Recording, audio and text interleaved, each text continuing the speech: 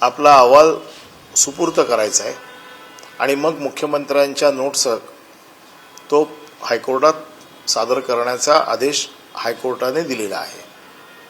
आणि त्यामुळे विलीनीकरणाच्या मुद्द्यावर सरकार स्वतंत्र असा निर्णय घेऊ शकत नाही, कारण हायकोर्टाचे आदेश हे आम्हाला म्हणजे सरकारला आणि कर्मचाऱ्यांना दोघांनाही बांधील आहेत। आणि म्हणून 12 आठवडे हा प्रश्न कोर्टाच्या समोर याचा निकाल लागेल किंवा याच्या समोर जाईल तोपर्यंत कर्मचाऱ्यांना चांगली पगारवाढ देण्यासाठी महामंडळाने पाऊल उचललं।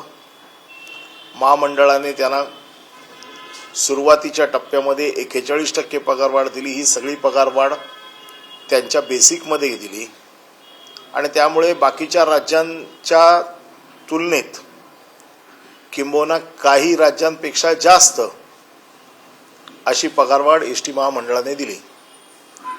यात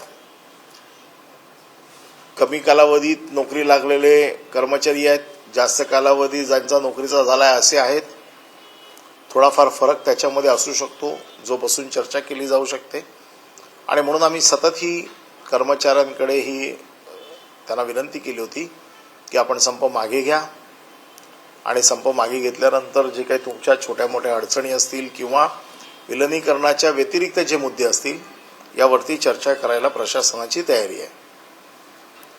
या बाबतीमध्ये सुरुवातीपासून जे कर्मचाऱ्यांचा आंदोलनाचं नेतृत्व करत होते, सदाभाऊ खोत असतील, आमदार पडळकर असतील, यांनी हा आमचा मुद्दा त्यावेळेचा मान्य करून ते कर्मचाऱ्यांच्या समोर गेले, परंतु ते कर्मचाऱ्यांना समजवण्यात अपयशी ठरले आणि ते आंदोलनातून माघारी गेले। यानंतर या आंदोलनाची धुरा ॲडव्होकेट सदावर्ते, अजय गुजर यांनी घेतली, परंतु एका गोष्टीवरती ठाम असल्यामुळे दुसऱ्या कुठल्याही गोष्टींची चर्चा त्यांच्यासोबत होऊ शकली नाही।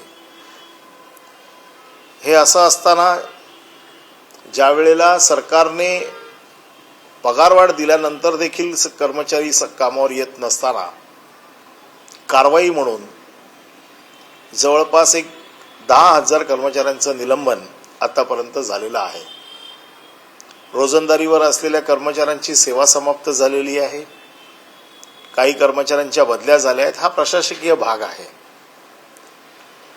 आणि असं असताना आता कर्मचाऱ्यांच्या लक्षात यायला लागले की विलीनीकरणाचा मुद्दा हा कोर्टाशिवाय सुटणार नाही, त्यामुळे आपल्याला कोर्टाच्या निर्णयाचीच वाट बघणं आपल्याला अतिशय गरजेचं आहे। परंतु तोपर्यंत काय करायचं, माझ्यावरती निलंबनाची कारवाई होईल का, अशा प्रकारच्या एका भीतीने त्यांना ग्रासलंय। आणि म्हणून बरेचसे कर्मचारी गटागटाने आमच्याशी थेट संपर्क साधतायत, बोलतायत। गेल्या काही दिवसामध्ये काही कर्मचाऱ्यांनी निलंबनाच्या भीतीने किंवा निलंबन झालं असं सांगून आत्महत्या करण्याचा प्रयत्न केला आणि मग ह्या गोष्टीचं राजकारण केलं जातं, भांडवल केलं जातं। काही आत्महत्यांची कारणं वेगळी असू शकतात, परंतु प्रत्येक आत्महत्येचा प्रयत्न करणं किंवा आत्महत्या करणं याला सध्या एसटीच्या संपाशी जोडलं जात आहे। आणि माणुसकीच्या दृष्टिकोनातनं आत्महत्या कोणी करू नये किंवा कोणालाही आत्महत्या करायला लागू नये हे आमचं देखील धोरण आहे। आम्ही वारंवार विनंती करतोय कर्मचाऱ्यांना की आत्महत्या हा त्याच्यावरचा पर्याय नाही। आज माझ्याकडे जे काही रिपोर्ट्स, मी महाराष्ट्रातल्या सगळ्या डीसींशी बोललो, त्यांच्याकडनं जी काही माहिती मिळाली तर त्यांच्याकडे जे कर्मचारी जात आहेत आणि सांगतात की आम्हाला कामावर यायचं आहे, परंतु काही लोक आम्हाला कामावर येऊ देत नाही आहेत आणि काही लोक आम्ही निलंबित आहोत म्हणून आम्हाला कामावर जाता येत नाही। म्हणून आज मी बैठक घेतली, महाराष्ट्रातल्या सगळ्या माझ्या अधिकाऱ्यांशी बोललो आणि त्यांचं म्हणणं असं होतं की एक संधी दिली पाहिजे। त्याचं कारण असं आहे की बऱ्याचशा कामगारांच्या आता लक्षात आलंय की विलीनीकरणाचा मुद्दा हा कोर्टाशिवाय सुटणार नाहीये आणि म्हणून कामगार कामावरती यायला तयार आहेत, तर आपण त्यांना एक संधी दिली पाहिजे। आणि म्हणून आम्ही आज असा निर्णय घेतला आहे की जे कामगार सोमवारपर्यंत कामावर येतील यांचं आम्ही निलंबन मागे घेऊ आणि जिथे डेपो पूर्ण चालू होईल 50%पेक्षा जास्त त्यांना त्याच डेपोमध्ये त्यांचं काम दिलं जाईल, परंतु जिथे तेवढी संख्या होणार नाही त्यांना आजूबाजूच्या डेपोमध्ये सामावून घेतलं जाईल. परंतु सतत ही जी काही बातम्या किंवा ही जी काही चर्चा होते आहे की निलंबन केलं आहे किंवा माझं निलंबन होईल किंवा मला यायला संधी देत नाही आहे म्हणून आम्हाला कामावर जाता येत नाही, याच्यामध्ये एक विंडो पिरियड म्हणून आम्ही सोमवारपर्यंत जे कर्मचारी कामावर येतील त्यांना कामावर येण्याची मुभा दिलेली आहे. तशा प्रकारचे लेखी आदेश आता सगळ्या डेपोना जातील. परंतु सोमवारच्या नंतर आता आम्ही कारवाईच्या बाबतीत आम्ही पुढे गेलेलो आहोत. आता आमची कारवाई निलंबनाच्या नंतर त्यांची चौकशी झालेली आहे, काही जणांना नोटिसेस गेलेल्या आहेत, त्याच्या पुढची कारवाई अजून कठीण असेल. परंतु संधी दिली नाही असं होता कामा नये म्हणून आजही आम्ही संधी देतोय. सोमवारी संध्याकाळी कामगारांनी कामावरती यावं, निलंबित कामगारांनी देखील यावं आणि जे नियमित कामगार आहेत जे अजूनही संपात आहेत परंतु निलंबित झालेले नाहीत अशा लोकांनी देखील कामावर येणं, यासाठी मी आपल्या माध्यमातून त्यांना आवाहन करतोय. उद्या मला कामावर घेतलं नाही किंवा मला निलंबित केलं म्हणून मी आत्महत्या करतोय किंवा मला संधी दिली नाही असं कोणाला वाटू नये किंवा अशा प्रकारचं आमच्याकडे आज या सगळ्या अधिकाऱ्यांशी बोलल्यानंतर आमचं हे मत झालं की एक संधी त्यांना अजून दिली पाहिजे आणि ही संधी आपल्या माध्यमातून आम्ही त्यांच्यापर्यंत पोहोचवतोय. ज्या कामगारांना कामावर यायचंय आणि जर कोणत्या कामगारांना अडवलं गेलं त्यांनी ताबडतोब नजीकच्या पोलीस स्टेशनमध्ये तक्रार दाखल करावी किंवा डेपो मॅनेजरला सांगावं, जेणेकरून पोलिसांचं संरक्षण ताबडतोब त्यांना पुरवलं जाईल आणि जे कामगार अडवतील त्यांच्यावरती फार कठोर कारवाई केली जाईल.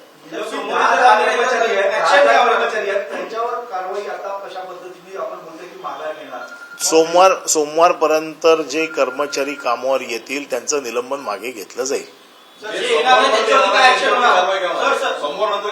सोमवार नंतर कारवाई अशीच असते की जी कायदेशीर कारवाई आहे त्या कारवाईचं स्वरूपच असं आहे, निलंबन असतं, त्याच्यानंतर त्याची चौकशी असते आणि त्याच्यानंतर मग प्रशासनाला ठरवावं लागतं की त्याला बडतर्फ करायचं, सेवेत घ्यायचं की काय करायचं हे त्याच्या चौकशीनंतर ठरतं.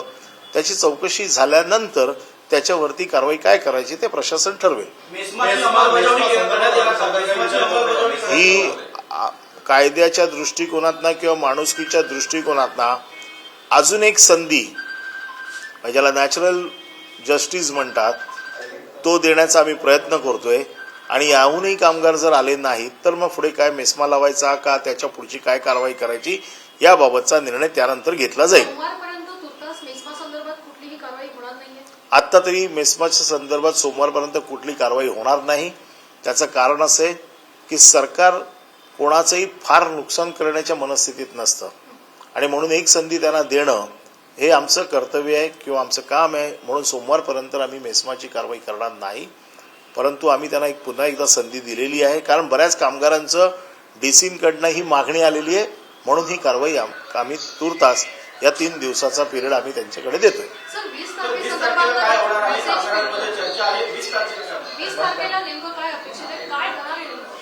कोर्टाने 8 नोव्हेंबरला जी ऑर्डर दिलेली आहे ह्या ऑर्डरमध्ये 12 तारखेला 12 आठवड्यांचा कालावधी हा त्या कमिटीला दिलेला आहे आणि या 12 आठवड्याचा जो कालावधी दिला आहे कोर्टाने त्यात असंही म्हटलेलं आहे की तो काय आम्ही कमी करत नाही आहोत. 20 तारखेला साधारण कमिटीने आपलं म्हणणं या बाबतीत प्राथमिक अहवाल कमिटीने सादर करावा